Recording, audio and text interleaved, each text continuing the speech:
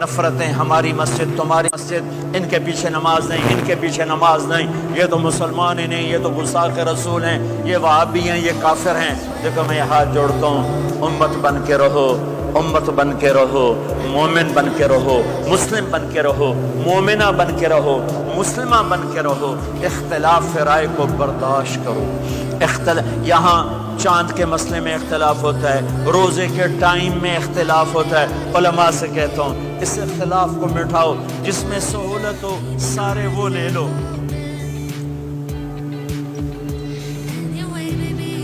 امت میں تفریق نہ پیدا کرو۔ یہ علماء کے سامنے ہاتھ جوڑتا ہوں، جس میں امت کو زیادہ سہولت ہو۔ ما خیر بین امرین الا اختار ایسرہما، دو کام جب میرے نبی کے سامنے ہوتے تھے، جو مشکل ہوتا تھا چھوڑ دیتے تھے، جو آسان ہوتا تھا لے لیتے تھے۔ تو میرے بھائی بہنوں، یہ مذہب کی نفرت پاکستان میں، بنگلہ دیش میں اور انڈیا میں آگ لگی ہوئی ہے۔ امت بن کے رہو، امت بن کے رہو۔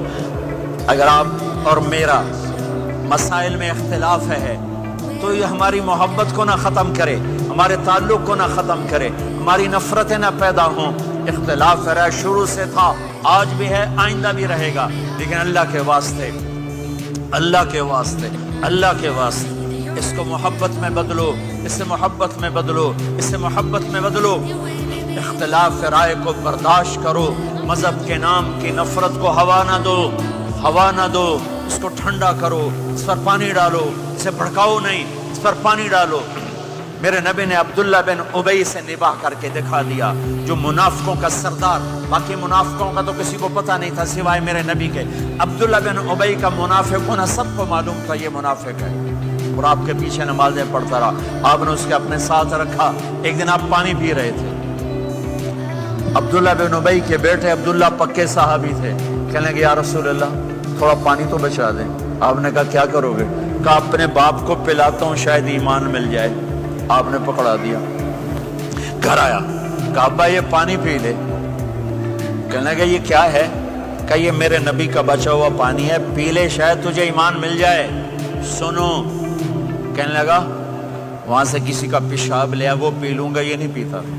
کسی کا پیشاب لیا وہ پی لوں گا، یہ نہیں پیتا۔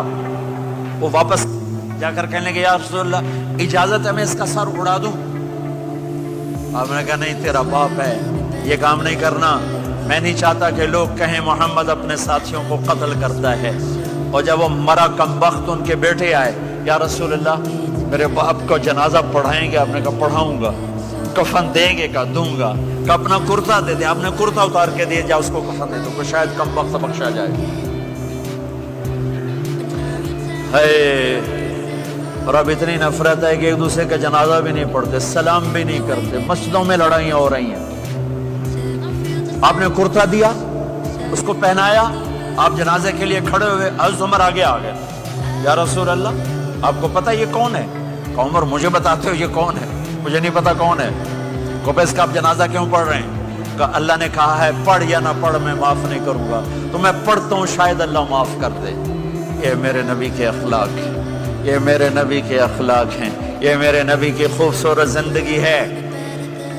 آپ نے جنازہ پڑھا دیا، پھر اس کے دفن میں شریک ہوئے۔ آپ پیچھے پہنچے تو وہ قبر میں اتار دیا تھا، کہ باہر نکالو۔ قبر سے باہر نکال کے اپنے لعاب تھوک کو منہ سے نکال کر اس کے منہ میں ڈالا کہ شاید اس کی بخشش ہو جائے۔ اس کو دیکھ کر 100 منافقوں نے کلمہ پڑھا کہ اتنا بڑا خلق صرف نبی کا ہی ہو سکتا ہے۔ تو میرے بھائی بہنوں، بہت بڑا مجمع آیا ہوا ہے۔ میرے نبی کی زندگی کا دوسرا پہلو، میرے نبی کی زندگی، معاشرت، پاکیزہ اخلاق، محبت بھرا پیغام، ماں باپ کے لیے، بیوی کے لیے، بیوی کا خامد کے لیے، بہن بھائیوں کا ایک دوسرے کے لیے، یہ ایک خوبصورت زندگی ہے جو آج ہم بھول چکے ہیں، مٹ چکی ہے، مٹا چکے ہیں۔ میرے نبی کے خوبصورت اخلاق، میرے نبی کا درگزر کرنا، میرے نبی کا معاف کرنا۔ 21 برس قتل کے منصوبے بنانے والوں کو آپ نے کہا، مکے والے جاؤ معاف کیا، جاؤ معاف کیا، ایک جملے پر جاؤ معاف کیا۔ یہ میرے نبی کا پیغام ہے، میرے نبی کے اخلاق سچائی، میرے نبی کے اخلاق دیانتداری، میرے نبی کے اخلاق صدق و امانت، سب سے زیادہ ہائی لائٹ جو مکی زندگی میں آپ کی صفت ہوئی، صادق امین، سچا امانت دار، سچے امانت دار۔ میرے نبی سے پوچھا گیا یا رسول اللہ مسلمان بزدل ہو سکتا ہے؟ کہا ہاں۔ کنجوس بخیل ہو سکتا ہے؟ کہا ہاں۔ یا رسول اللہ مسلمان جھوٹ بول سکتا ہے؟ کہا نہیں، جھوٹ نہیں بول سکتا۔